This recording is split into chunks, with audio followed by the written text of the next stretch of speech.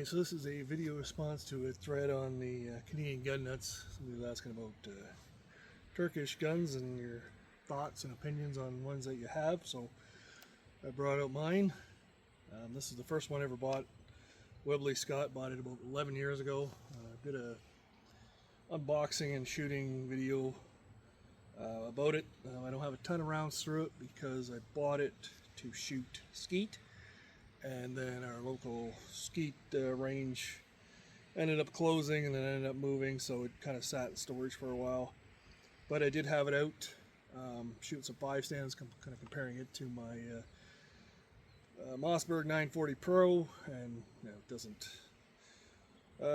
compare at all. Mossberg just kind of blew it out of the water with cycling of that. So I was shooting basically lightweight, just 1150, 1140, whatever, Challenger target loads, and it would cycle some of them, and then sometimes it would get stuck, like kind of stovepiping. This is an inertia gun. Another guy had a Stoger, and he took it apart because he was having the same problems, and it's basically the same recoil system in it. So yeah, they just don't like light rounds. I'm gonna try this again. I got some those international, I think they're 1230 or something like that.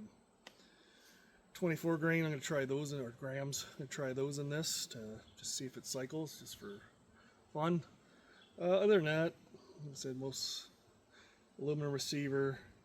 It does have the same as I did a review on the TriStar, where if you close it, doesn't lock open unless you pull the trigger, which is just the way it is.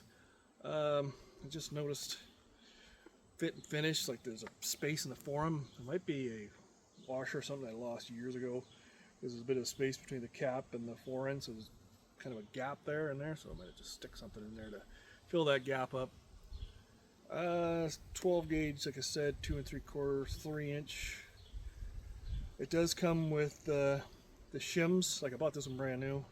It does come with shims, so you can set the cast and the drop at the comb and at the heel, so that's kind of nice. They included those. This I put on there for anybody in the pipe trades. This is a 1/2 inch 3,000 pound pipe cap or pipe plug.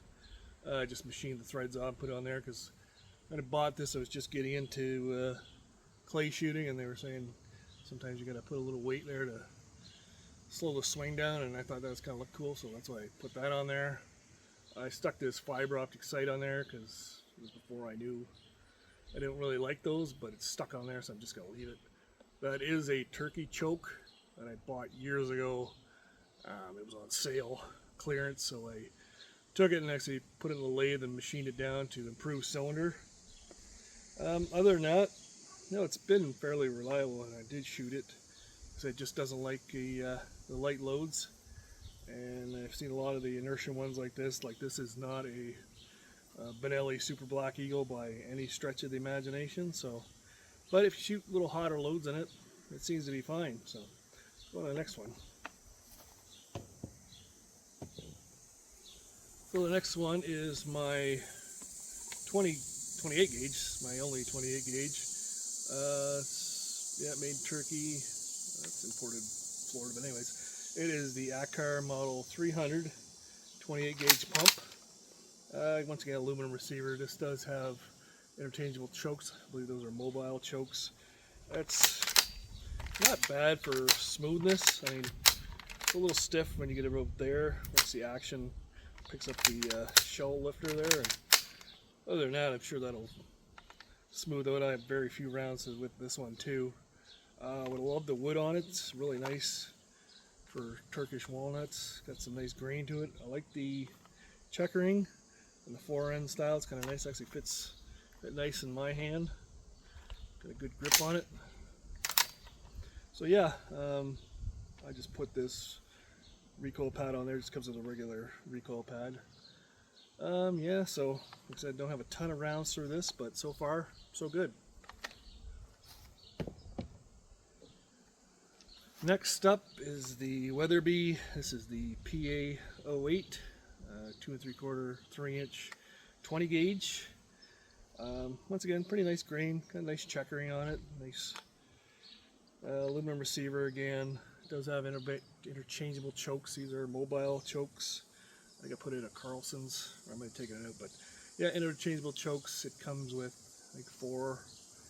I bought this one used once again, didn't have very many rounds to it.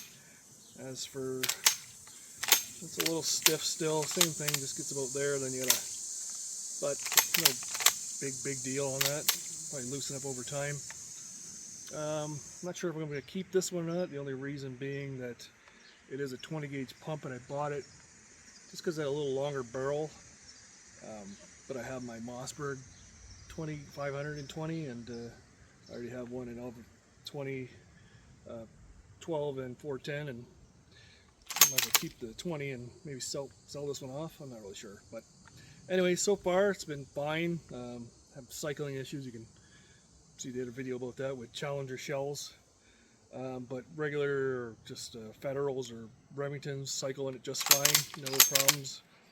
Injecting, feeding problems, nothing like that with those. So yeah, it's a good gun. It's got a nice finish on it. Like I said, checkering's nice. Fits good in the hand, swings nice. But yeah, if I didn't have that other 20, I'd probably keep it, but I might sell it. So next is the TriStar, what do they call this? The Raptor. Raptor in 20. It's the same thing. Like you gotta pull the trigger for it to lock back. I guess that's just the way it is. Just kind of just noticed this. They do have it dovetailed for, I guess you could put an optic on there for whatever reason. Once again, bought this one secondhand. I took the shims out of that Weatherby to get the put cast and drop to where I like it.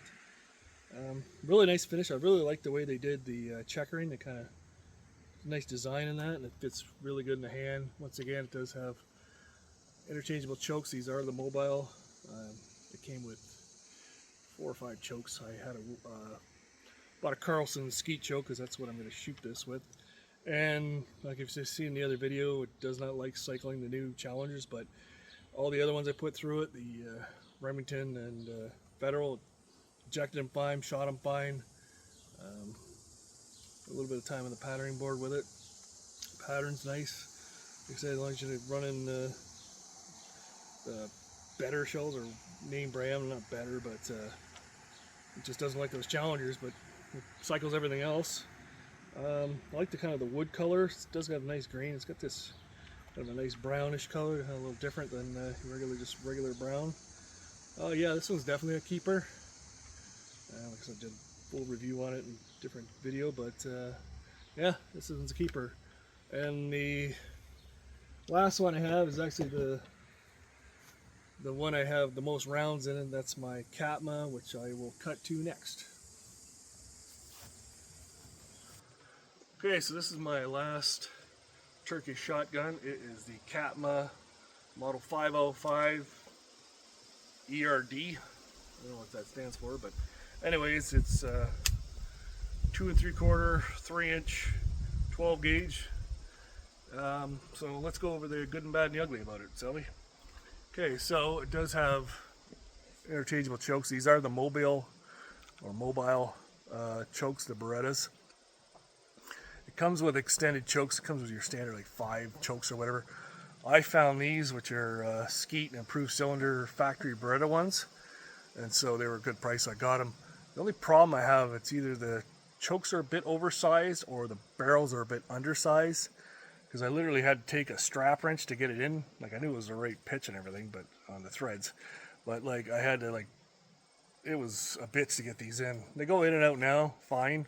I just put a little anti-seize on them, but yeah, they go in and out fine now. But that's just one thing to take into consideration or whatever. Or if you do have one of these and you're having that issue, that's probably it. But like I said, now they go in and out fine. It's got an adjustable rib. I've been played with it a little bit, so I put a nut in there to lock it in, and just a little bit of Loctite. It does not come with the shot cam. Another little issue, and it's not an issue really, is the hinge comes loose. Basically, I just got to take it apart, clean it out and then Loctite it, because I've got the rib set. I'm not going to change it again, so that's nothing really. Nothing really, but that is something. Does have the steel receiver.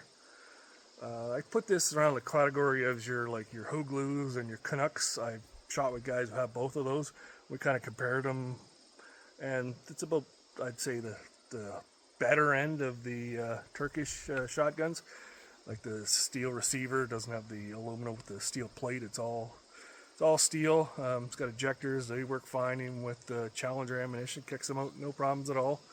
It's a really nice machine. It does have barrel selector, and it doesn't have automatic safety, which is nice. It's got the pistol grip. One thing I had to do, this is more of just a customization. I had to open it up a bit to fit my hand, but that's just me. The trigger's not bad. It's, for a clay gun, it's fine. It's, not a bench rest rifle or nothing, but it's good enough for me. It's all nice and adjustable. First thing it does, this, I hydro dip this. That's one thing, is the wood, if you get a good shot at, is really, really plain.